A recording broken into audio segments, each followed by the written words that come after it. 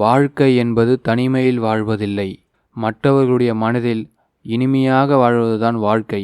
நம்மளை பற்றி யாராச்சும் நினச்சி பார்த்தாங்கன்னா, நல்ல மனுஷன்ப்பா, நம்ம ஒரு உதவி கேட்டோம், நல்ல விதத்தில் நமக்கு செய்து கொடுத்தாரு, அவர் செய்திருந்தாலும் யார்கிட்டேயும் சொல்லி காட்டல, ரொம்ப நல்லவர், கனிவாக பேசுகிறாரு, நான் கஷ்டப்பட்ட காலத்தில் அவர் தான் எனக்கு எல்லாமே உதவிகரமாக இருந்தார், ஆறுதலாக பேசினாருன்னு எங்கும் எப்போதும் அடிபட்டு வாழ்க்கையில் வாழ்ந்து கொண்டிருக்கோம். சோகங்களை சுமந்து கொண்டிருக்கக்கூடியவர்களுக்கெல்லாம் சுமை தாங்கிகளாக இருந்து வழிகாட்டிகளாக வாழ்ந்து கொண்டிருப்பவர்கள் நீங்கள் தாங்க. அதே மாதிரி கோபம் என்பது ஒரு வலுவான காற்று போல, அது சில நிமிடங்களிலே மரக்கிளைகளை முறித்துவிடும், பிறகு அது சாந்தமாகிவிடும். ஆனால் அழிவு மிகவும் அதிகமாகவே இருக்கும். இதையெல்லாம் தெரிந்து வைத்து கொண்டு கோபப்படும் போதே கொஞ்சம் அளவாக கோபப்படுவோம்னு, அதிகமாக கோபப்பட்டோம்னா யாரும் தாங்க மாட்டாங்கன்னு எல்லா இடத்துலையும் தன்னுடைய கோபத்தை சரியாக பயன்படுத்திவிட்டு பிறகு சமாதானம் பேசக்கூடியவங்கெல்லாம் இந்த கும்பராசிக்காரவங்க தான். உங்களுக்கு ஒரு பாட்டு போடணும் கண்டிப்பாக. நன்றி சொல்ல உனக்கு வார்த்தை இல்லை எனக்கு அப்படின்னு ஒரு பாட்டு இருக்குது. உண்மையா இல்லையா? கமெண்ட்டில் சொல்லுங்கள். உங்களை பார்த்தா வார்த்தைகளே இல்லை சொல்கிறதுக்கு. எவ்வளோ உதவிகள், அந்த உதவியும் வாங்கிக்கிட்டு எவ்வளோ பேர் மறந்தவங்க இருக்காங்க. உண்மை தானே? கமெண்ட்டில் சொல்லுங்கள். இந்த நன்றின்ற வார்த்தையே எல்லாருக்கும் சொல்கிறவங்களே கும்பராசிக்காரவங்க தான். ஆனால் நன்றின்ற வார்த்தை ஒரு பையனும் கும்பத்தை பார்த்து சொல்ல மாட்டான். உண்மை தானே? எத்தனை வாட்டி இது மாதிரி வருத்தப்பட்டிருப்பீங்க? கமெண்ட்டில் சொல்லுங்கள். கும்பராசியை பார்த்தாவே எல்லாருக்கும் ஒரு பகையாகவே தெரியும், வன்மமாகவே தெரியும். அப்படிப்பட்ட உலகத்தில் தான் கும்பம் வாழ்ந்துட்டுருக்கு. அப்படிப்பட்ட கும்பராசிக்கு இந்த 4 கிரக பெயர்ச்சி, எல்லா பெயர்ச்சியும் பார்த்துக்கிட்டு தான் வந்துட்டுருக்குறோம். இது என்ன 4 கிரக பெயர்ச்சி? ஆமாம், 4 பேரும் சலைச்சவங்க இல்லை, மிகப்பெரிய ஆளுங்க. ஆட்டி படிக்கக்கூடிய வல்லமை படைத்த 4 பேர், நம்ம 4 பேரும் பெயர்ச்சி ஆகியிருக்காங்க. அதில் ஃபஸ்ட்டு குரு. ரொம்ப நாள் கழிச்சு சந்தோஷம் சார், கண்டிப்பாக சந்தோஷம் சார். வீட்டில் ஒரு சுபகாரியம் நடக்கும் சார், கண்டிப்பாக நடக்கும். வீட்டில் ஒரு மங்கள காரியம் கண்டிப்பாக நடக்கும். உங்கள் மனசுக்கு கண்டிப்பாக நடக்கும். அதான் கும்பத்துக்கு குரு சொல்கிறாரு. குரு என்ன சொல்கிறாரு? நான் வந்துட்டேன் 5வது வீட்டுக்கு, நீ ஒரு புண்ணியம் பண்ணியிருக்க. இந்த கும்பம் மட்டும் எப்படி தெரியுமா புண்ணியம் பண்ணோம்? இருக்கிறவங்ககிட்டே கொடுக்காது, இல்லாதவனுக்கு கொடுக்கும். இதுதான் கும்பம். கும்பராசியோட பெரிய பழக்கமே இல்லாதவங்களுக்கு கொடுக்கும். யார்கிட்ட இல்லையோ அவங்கள பார்த்து தான் கொடுப்பீங்க. கெஞ்சி கேட்குறவனுக்கு அள்ளி கொடுப்பாங்க. பாவம் பார்த்து உதவி பண்ணுவீங்க. இந்த கும்பராசிக்காரவங்களால் உதவி பெற்றவங்க எண்ணற்ற பேர் இருப்பாங்க. அதுதான் நான் முதல்ல சொன்னேன், கணக்கிலே இல்லை, அவ்வளோ உதவி பண்ணுவீங்க. நீங்கள் இவ்வளோ செஞ்சதோட உதவி, இந்த விளைவு எல்லாம் இந்த குரு பெயர்ச்சியில் நீங்கள் ஆசைப்படுறது இப்போ நடத்த போகிறாரு. இந்த உதவி செய்ய சொல்ல மட்டும் நல்லா புரிஞ்சுக்குங்க. இந்த உதவி செய்யும்போது யாராச்சும் வாழ்த்துறாங்களான்னு பார்த்துக்கிட்டே இருக்கணும். ரிப்போர்ட் பண்ணல, ஆனால் வாழ்த்தை கேட்டு வாங்க முடியாது.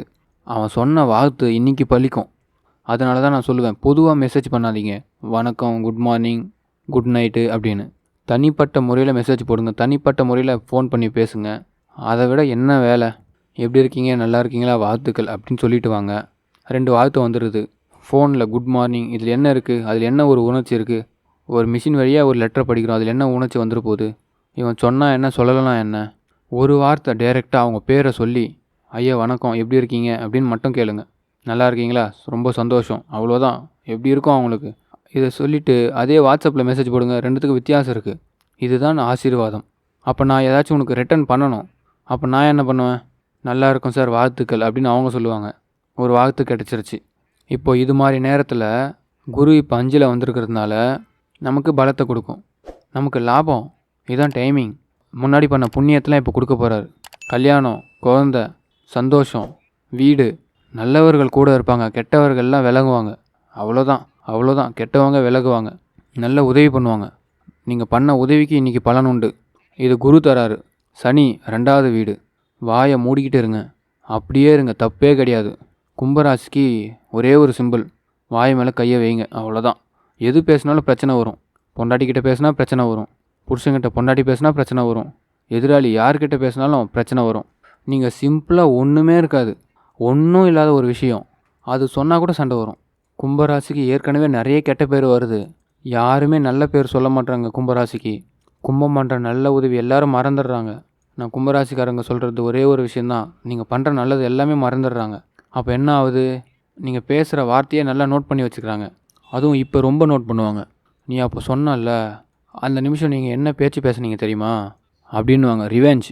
அதனால் பார்த்துருங்க, வார்த்தையே பேசாதீங்க. ஏன் நம்ம பேசிக்கிட்டு?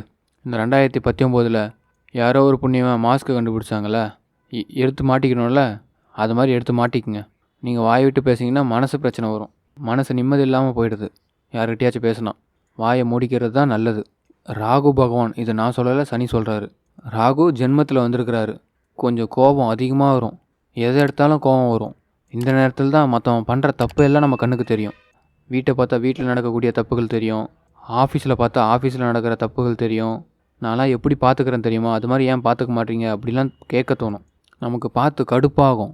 நம்ம கஷ்டப்பட்டு முன்னேறியிருப்போம், வருத்தப்பட்டு முன்னேறியிருப்போம், ஒரு லட்சியத்தை கொண்டு வந்து அப்படி வச்சுருப்போம். நம்ம கஷ்டப்பட்டு உயிரூட்டு சம்பாதிக்கிறதுன்னு சொல்லுவாங்க, அப்படி வைப்போம். அது செலவு பண்ணுறோன்னு கொஞ்சம் கூட எண்ணம் இருக்காது. அசால்ட்டாக செலவு பண்ணுவாங்க. வருத்தமாக இருக்கும், கேட்க கூட முடியாது. ஜெயிலில் இருக்கிற மாதிரி இருக்கும் நம்மளுக்கு.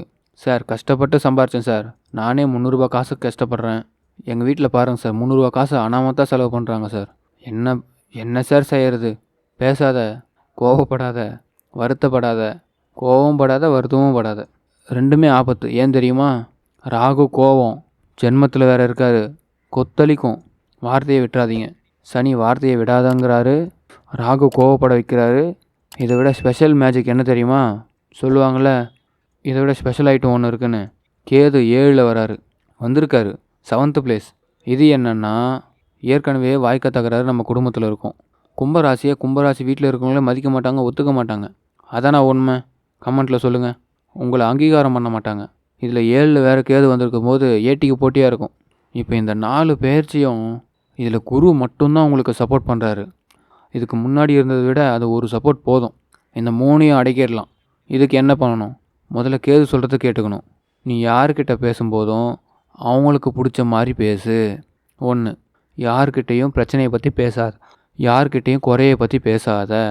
ஒருத்தன் வந்து சேத்துல விழ போகிறான், அவனை நீ பார்க்குற, தம்பி சேத்துல விழ போகிற பார்த்துப்போ அப்படின்னு சொல்லாத. உன் மனசு கேட்காது, இருந்தாலும் நீ சொல்லாத. சேத்துலன்னு சொல்லாத, பார்த்துப்போ தம்பி அப்படின்னு சொல்லிவிடு. சேத்துலன்னு சொல்ல கோவம் வந்துடும். ஏன்னா உண்மை அது. அவனுக்கு உண்மை சொல்லக்கூடாது. ஆனால் நம்ம மனசாட்சி ஒன்று இருக்கே, அது பார்த்துப்போ, அவ்வளோதான். இதுதான் கேது சொல்கிறாரு. பக்குவமாக பேசு, பார்த்து பேசு. ராகு சொல்கிறாரு, நீ கோவப்படுறதுனால ஒரு புண்ணியமும் கிடையாது. நீ கோவப்படுறதுனால நீ தான் அழப்போகிற. அவங்க திரும்பி பேசுகிறத உன்னால் தாங்க முடியல. மற்றவங்கெல்லாம் வார்த்தையால் உன்னை அழிச்சு விடுவாங்க. உன் மனசை காயப்படுத்திடுறாங்க, சின்ன பண்ணமாக்கிடுறாங்க. ஆனால் நீ அதை மாதிரி பண்ண முடியல. உன்னால் பேச தெரியல. பேசுனா நீ தப்பாக பேசிடுற. அதனால் பேசாத. சனி என்ன பண்ணுறாரு? 2வது வீடு. வார்த்தையை அளவாக பேசணும். சட்டமெல்லாம் பேசக்கூடாது, ரூல்ஸ்லாம் பேசக்கூடாது.